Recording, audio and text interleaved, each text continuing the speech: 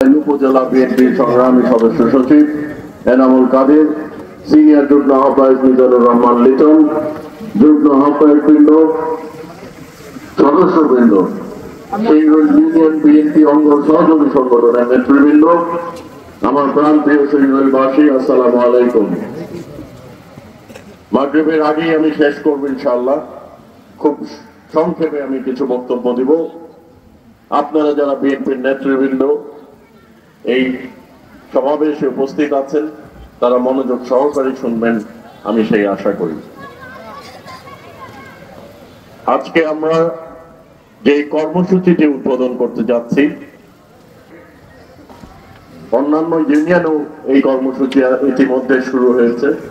এই কর্মসূচি আপনারা ওয়ার্ডে ওয়ার্ডে যারা এই ইউনিয়নের নেতৃবৃন্দ আছেন এই কর্মসূচিগুলো আপনারা অব্যাহত রাখবেন এবং এর যথাযথ প্রক্রিয়ার মাধ্যমে ফর্মগুলো আবার আমাদের কাছে ফেরত নেবেন।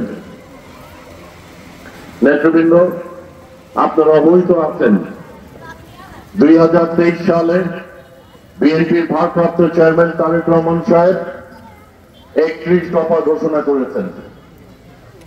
এই 31 দফার লিফলেট আমরা বাড়ি বাড়ি পৌঁছে দিচ্ছি, হাট বাজারে পৌঁছে দিচ্ছি সাধারণ জনগণের কাছে। বিএনপির কার্যক্রম এই 31 দফার মধ্যে উল্লেখিত আছে। বিএনপি কিভাবে রাষ্ট্র কাঠামো মেরামত করবে এই 31 দফার মধ্যে উল্লেখিত আছে। এই 31 দফার মাধ্যমে বাংলাদেশকে সুন্দর করে গড়ে তোলা হবে। উন্নয়ন হবে শুধু অবকাঠামো উন্নয়ন নয়, উন্নয়ন হবে সকল রাষ্ট্র কাঠামো। এখানে কৃষকদের কথা লেখা আছে, এখানে শিক্ষকদের দাবির কথা লেখা আছে। শিক্ষকদের সকল ন্যায্য দাবি বিএনপি মেনে নেবে।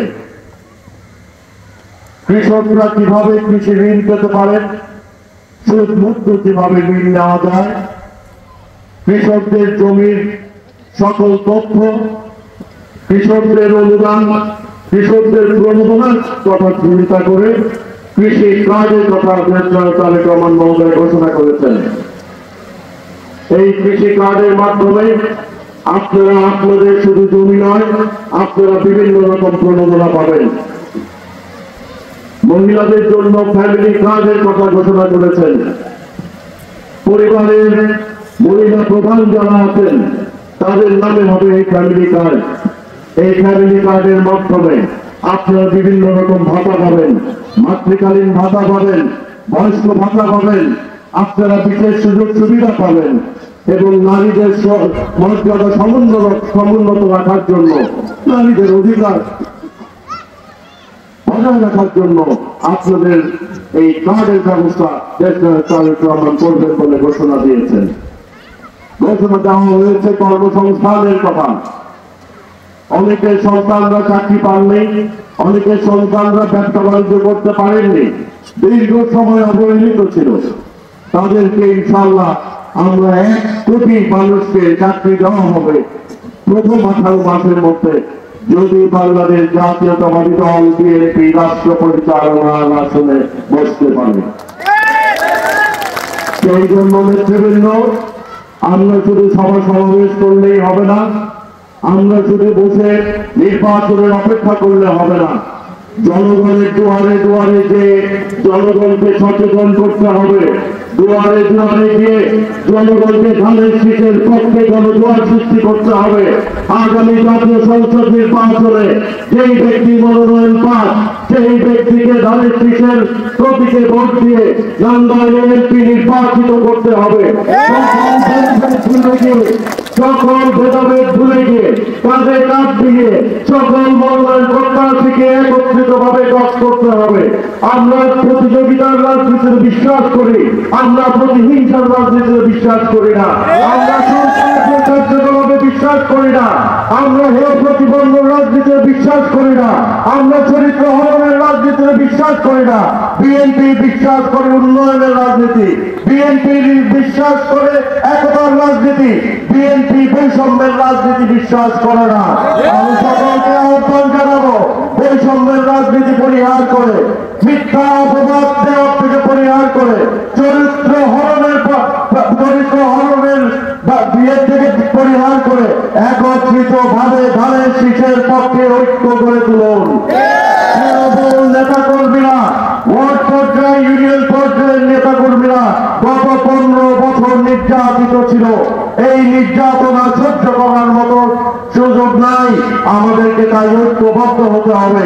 আমরা যদি সেই ঐক্যবদ্ধতা বজায় রাখতে না পারি, তাহলে প্রতিপক্ষ কুচক্রী মহল, আওয়ামী লীগের দোষর, বিএনপির বিরুদ্ধে যারা অবস্থান নিয়েছে তারা সুযোগ পাবে।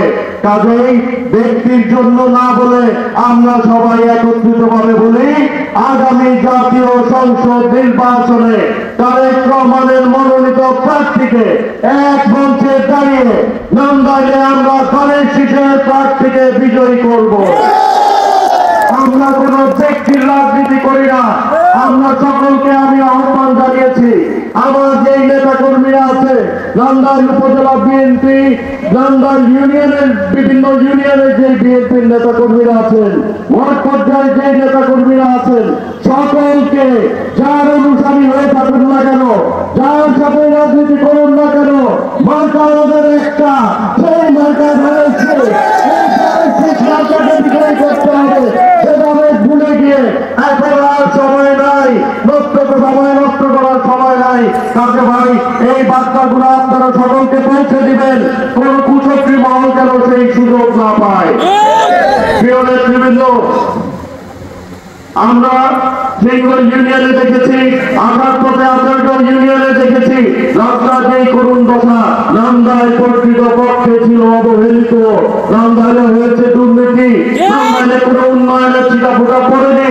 রাস্তাঘাটের যেই বেহাল দশা, স্কুল কলেজের বেহাল দশা, বিল্ডিং গুলার জনজীর্ণ অবস্থা, এগুলো সকলের উন্নয়ন একমাত্র দিতে পারবে বাংলাদেশ জাতীয়তাবাদী দল।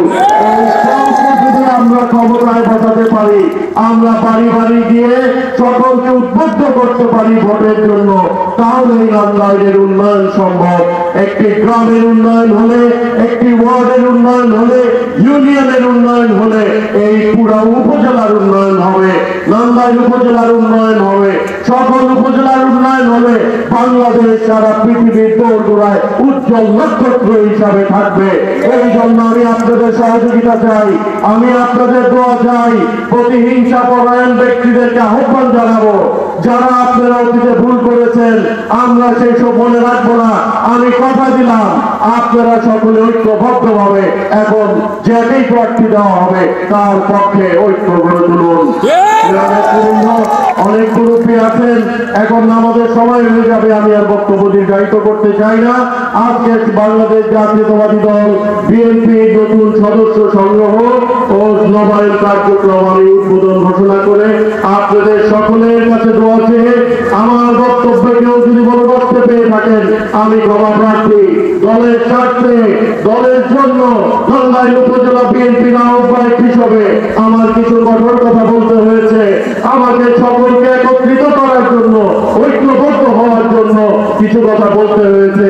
আপনারা কেউ যদি মনে কষ্ট পেয়ে থাকেন তার জন্য আমি আন্তরিকভাবে দুঃখিত।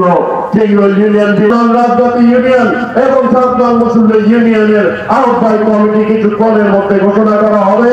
আপনারা ঐক্যবদ্ধ হবে, সকলে একত্রিতভাবে সেই কমিটি যাকেই দেওয়া হোক, সেই কমিটি যাকেই দেওয়া হোক, সেই কমিটি আপনারা মেনে নেবেন। মনে রাখবেন, এই কমিটি শেষ কমিটি নয়। একত্রিতভাবে যদি কাজ করেন, দলকে ভালোবেসে যদি কাজ করেন, তাহলে যাকেই দেওয়া হয়েছে আহ্বায়ক একজনই হবে, সদস্য সচিব একজন হবে, সিনিয়র যুগ্ম আহ্বায়ক একজনই হবে। সকলকে কাঁধে কাঁধ মিলিয়ে কাজ করতে হবে। কোন বিশৃঙ্খলা সৃষ্টি করলে তাদের জন্য দল সিদ্ধান্ত নিবে। কাজেই সকলে মিলেমিশে আপনারা রহমানের সৈনিক, দেশ নেত্রী, নির্যাতিত নেত্রী, দেশ নেত্রী বেগম খালেদা জিয়ার সৈনিক, দেশ নায়ক তারেক রহমান প্রাণের সৈনিক। আমরা তাদেরকে দেখাতে চাই যে বাংলাদেশ জাতীয়তাবাদী দলের প্রতিটি নেতা কর্মী ঐক্যবদ্ধ আছে। আমি আর বক্তব্য দীর্ঘায়িত করতে চাই না। আনোয়ার কাদের রকম, মাহমুদুল হোসেন, সাইদুল আলম, মঞ্জুরুল আলম, আবুল হাসান, জামাল আহমেদ খান,